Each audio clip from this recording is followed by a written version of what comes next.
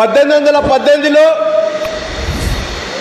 పీష్వా బ్రాహ్మణుల పరిపాలనలో అంటరాని కులాలు నేల మీద నడుస్తూ ఉంటే వాళ్ళ నీడ భూమి మీద పడి భూమి అపవిత్రమవుతుందని ముట్టుకు చీపురు కట్టిన పరిస్థితి, వాళ్ళ ఉమ్మి నేల మీద పడి నేల అపవిత్రమవుతుందని మెడలో కుండ కట్టినటువంటి పరిస్థితి.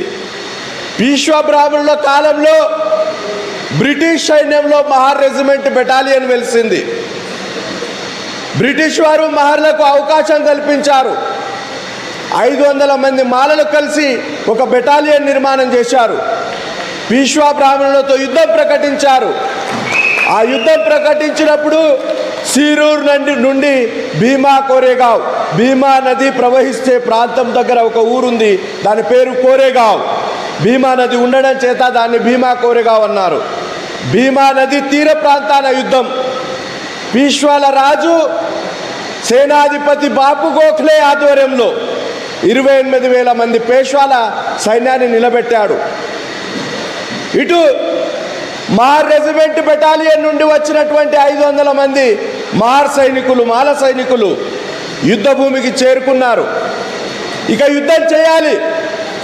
రాత్రి చేరుకున్నారు. ఉదయం చూస్తే యుద్ధం చేయాలి, ఏదైనా అల్పాహారం తీసుకోవాలి, ఆహారం తీసుకోవాలంటే చూస్తే వాళ్ళ దగ్గర సరిపడా ఆహార ధాన్యాలు లేవు. ఉన్న కొద్ది బియ్యాన్ని గంజి కాసి తలో గ్లాసు గంజిని తాగారు. తాగిన తర్వాత యుద్ధ భూమి తీర ప్రాంతానికి వెళ్ళే సమయంలో ఆ పీష్వాల సేనాన్ని చూసిన Mahar battalion regiment commanding officer Francis Thornton ఏమంటాడంటే, మహార్ సేనాధిపతి సిద్ధినాగ్ మహార్తో, అయ్యా ఇంత పెద్ద సైన్యాన్ని మనం ఓడించగలమా? మన దృష్టి ఎక్కడి దాకా వెళ్తుందో ఆ చివరి వరకు సైన్యమే సైన్యం నిలబడి ఉంది. దాంట్లో గుర్రపు సైన్యం ఉంది, ఏనుగు దళం ఉంది, పదదళం ఉంది. మీరేమో 500 మంది ఉన్నారు. వీళ్ళతో యుద్ధం ఎక్కడ చేస్తారు? మనం ప్రాణాలు కోల్పోతాం.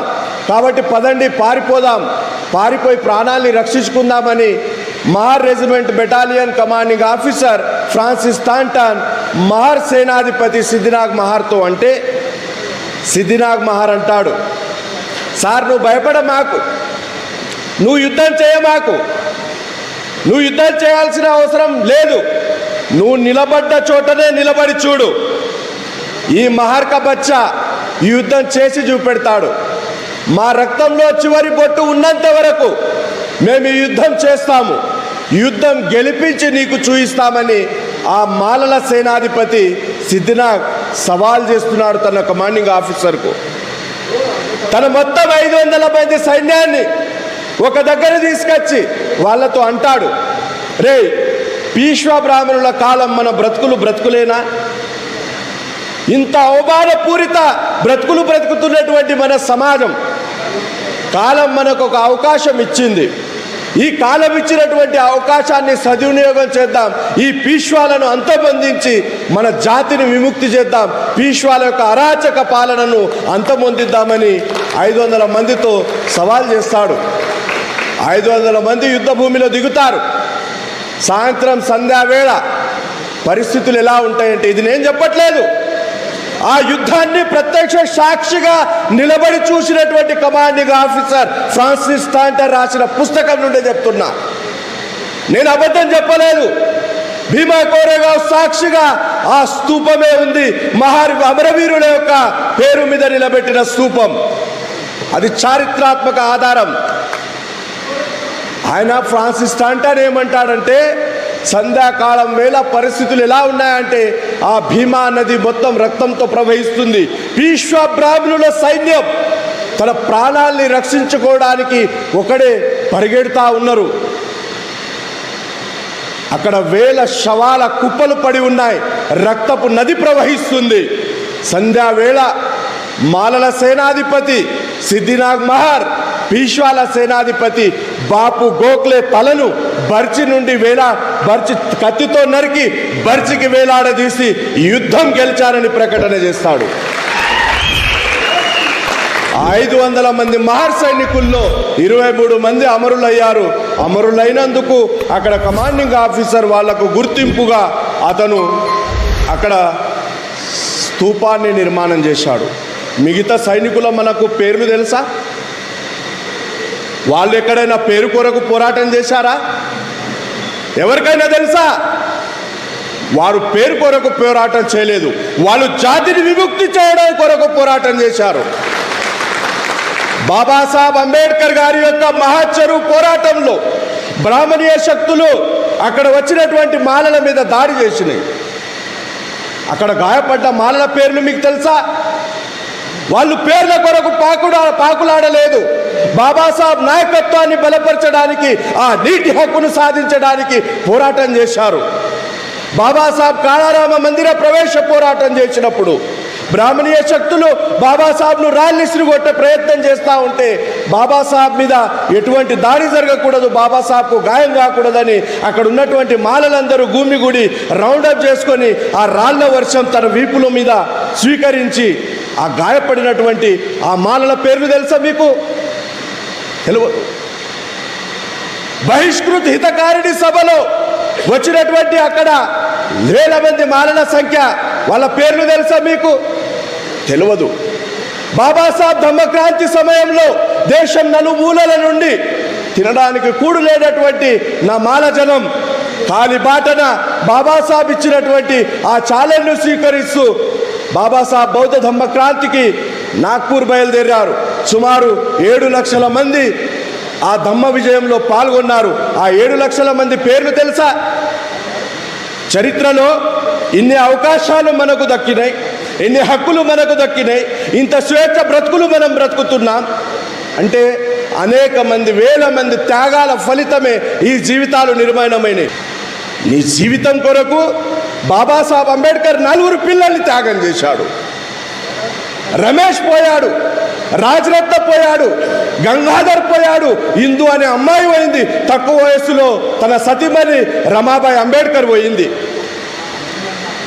ఈ దేశానికే వెలుగునిచ్చిన ఆ మహాతండ్రి, ఆ మహాసూర్యుని పిల్లలు ఆహార లేమితో మరణించి ఈ దేశం యొక్క పీడితుల హక్కుల కొరకు పోరాటం చేసిన ఆ మనిషి ఈ దేశంలో ఉన్న ప్రతి పీడితుడు సగౌరవంగా జీవించడానికి రాజ్యాంగబద్ధమైన హక్కులు కల్పిస్తే ఆయన హక్కుల ద్వారా బ్రతుకుతున్నటువంటి ఒక 10th క్లాస్ ఫెయిల్ మంద ఏలియా అనేవాడు బాబాసాహెబ్ కేవలం మహర్ల నాయకుడు అంటాడు.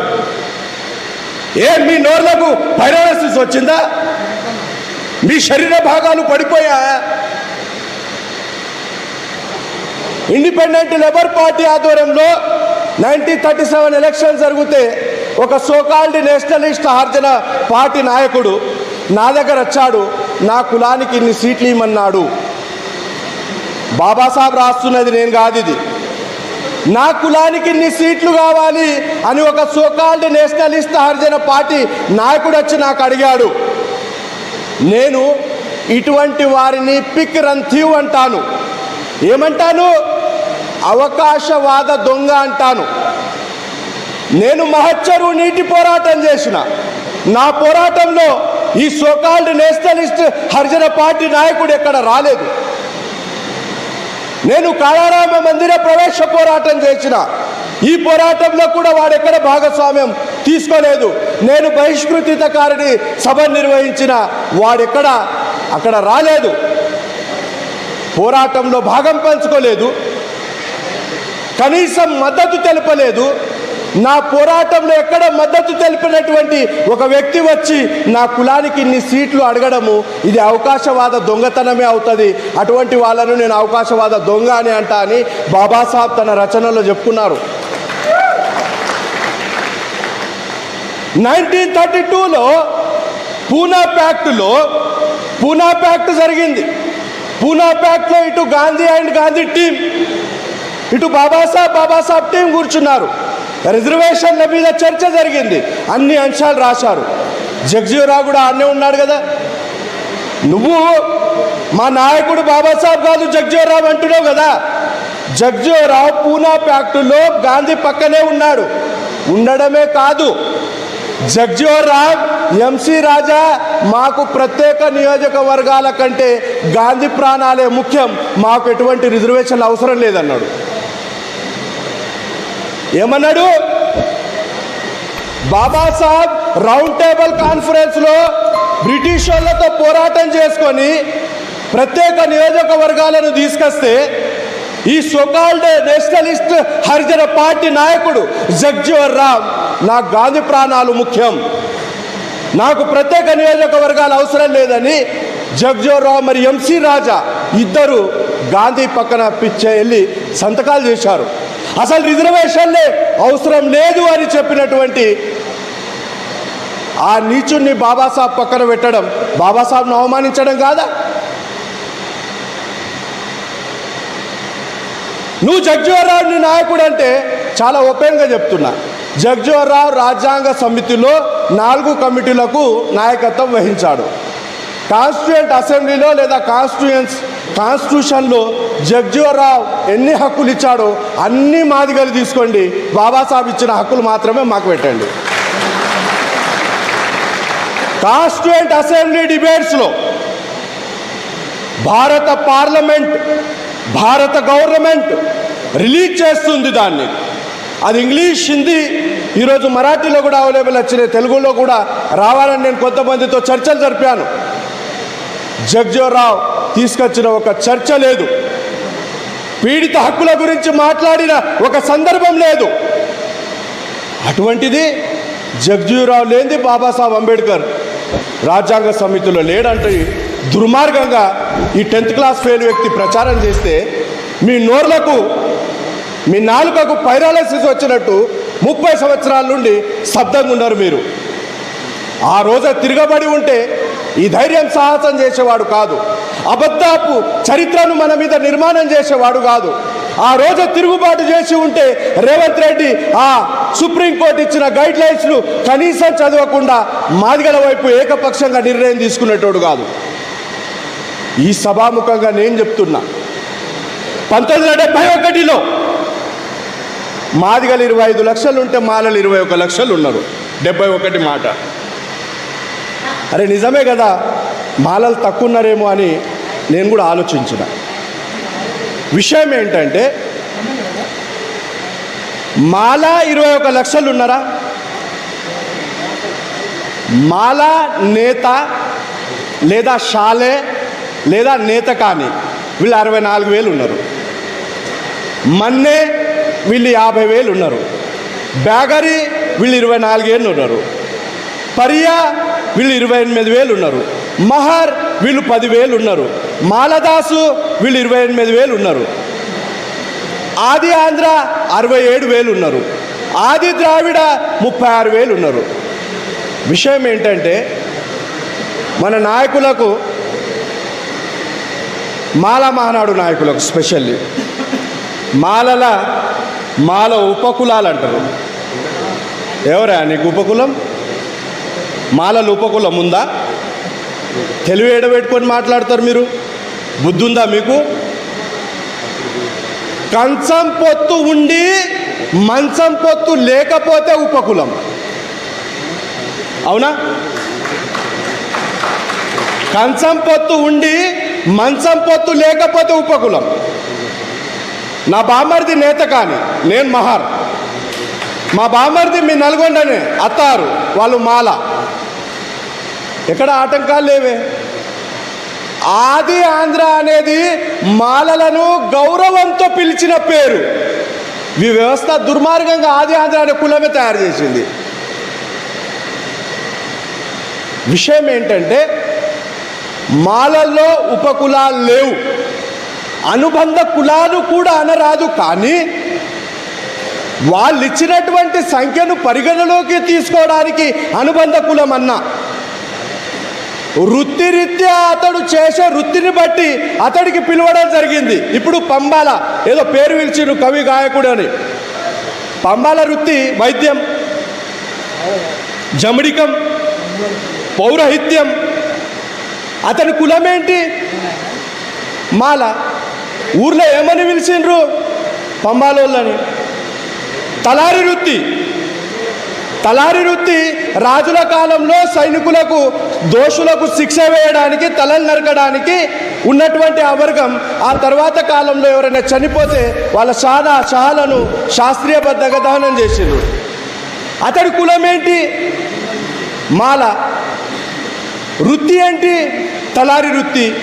అతను ఏమని పిలిచిండ్రు? తలారోడు లేదా బ్యాగరోడు. అంటే ఇక్కడ విషయం ఏమిటంటే 30 సంవత్సరాల నుండి వాడు చేస్తున్న అబద్ధాన్ని మనం తిప్పికొట్టక కంచాయిడ లాంటి ఏమనాలి, ఇంటలెక్చువల్ అనాలనా అంట అనుకోండి. మాలలకు వృత్తి లేదు, కూలీ జనాలు అంటాడు. కంచాయిలకు దృష్టిలో రాలేదా? ఆయన సామాజికవేత్త అని చెప్తాడు. ఈ దేశంలో ఎవడి చేన్లో నాటు వేయాలన్నా మాల ఆడబిడ్డ రాంది నాట్లు వడై. ఇది కంచాయిలకు తెలియదా? ఆధునిక వైద్య విధానం అందుబాటులో రావడం కంటే ముందు ఒక తల్లి గర్భం నుండి శిశువు బయటకు రావాలంటే నా పంబాల మహిళ మంత్రస్థానిగా వైద్యం చేయకపోతే వాడి తల్లి గర్భం నుండి కూడా బయటకు రాలేదు. ఆ వైద్య కులం మాలలకు లేదా? నువ్వు చనిపోతే నీ శవం కుళ్ళిపోయి రోగాలు ప్రబలే అవకాశం ఉందని నీ శవాన్ని శాస్త్రీయబద్ధంగా సైంటిఫిక్గా దహనం చేసిన ఆ బేగరోడు తలారోడు మాలోడు కాదా? పంటలు పండించడానికి ఒక భూమిలో నీటిని ఎంత పారించాలి, అధిక మొత్తంలో వర్షం వచ్చినట్లయితే ఆ నీటి పారుదలను ఎట్లా ఆపాలి, తూములు ఎట్లా కట్టాలి, ఎంత శాతం నీటి పారితే ఎంత పంట పండుతుంది, నీరు అధికమైతే పంట ఎట్లా నష్టపోతుందని ఆ వాటర్ ఇంజనీరింగ్ చేసింది నీరటోడు మాలోడు కాదా? ఈ అనాగరికమైన మానవ సమాజానికి నగ్నంగా తిరుగుతున్న మానవుడికి అయ్యా ఇట్లా తిరగడం మంచిది కాదు, నీ సిగ్గుని నేను గప్పుతా అని అతడి మీద బట్టగెప్పిన మాల నేత మాలోడు కాదా? గ్రామాల్లో మొత్తం లెక్కల్ని సుంకరితనాన్ని చేసింది మాలోడు కాదా? ఈ వృత్తులు కనబడలేదా? ఈ వృత్తులు వాళ్ళకు కనబడాయి. ఎందుకు 30 సంవత్సరాలని మౌనం ఇక్కడ ఉంది? నీ చరిత్ర నేను నిజం చెప్తా. నేను మాలగా గౌరవంగా చెప్తలేను. నేను ఒక స్కాలర్గా ఎవడైనా ఈ ఛాలెంజ్ను స్వీకరించవచ్చు. ఎవడైనా ఛాలెంజ్ను స్వీకరించవచ్చు. ప్రపంచానికే వెలుగునిచ్చినటువంటి, ప్రపంచానికే శాంతి పాఠాలు ఇచ్చినటువంటి తథాగత్ భగవాన బుద్ధుడు లిచ్చవి ప్రజలు ఏడుచుకుంటూ ఆపుతారు. నేను తిరిగి రాను, ఇక నా సమయం అయిపోయింది, నేను మరణానికి దగ్గర పడ్డాను అంటే లిచ్చవి ప్రజలు అంటారు, తథాగత్ దయచేసి మా రాజ్యంలో ఉండండి, చివరి క్షణాల్లో మాకు సేవలు చేసే అవకాశం ఇవ్వండి. లేదు నేను మల్ల జనపదంలో మాత్రమే నా కన్ను మూస్తానంటాడు. లిచ్చవి ప్రజలు వైశాలి నుండి కేసరి వరకు 160 కిలోమీటర్లు ఏడుచుకుంటా శోక సముద్రంలో బుద్ధుడు వెంట కాలిబాటను నడుచుకుంటూ వస్తారు. కేసరియా ఆ ప్రాంతంలో బుద్ధుడు, ప్రజలారా నన్ను మన్నించండి, నేను మల్ల జనపదంలో మాత్రమే నిర్వాణం చెందుతున్నాను, దయచేసి ఇక్కడి నుండి వెళ్ళిపోండి, నా గుర్తింపుగా నా భిక్షపాత్రను నేను మీకు ఇస్తున్నానని తన భిక్షపాత్రనిస్తే ఆ భిక్షపాత్రల మీద సామ్రాట్ అశోక చక్రవర్తి అత్యంత పెద్ద స్తూపాన్ని కట్టాడు. బీహార్ కేసరియా ప్రాంతంలో ఉంది. ఆ మహాకరుణామయుడు తథాగత్ బుద్ధుడు సైతం మల్ల జనపదంలోనే శాశ్వత నిద్ర పొందాడు. అంత ఘనమైన చరిత్ర మాలలది.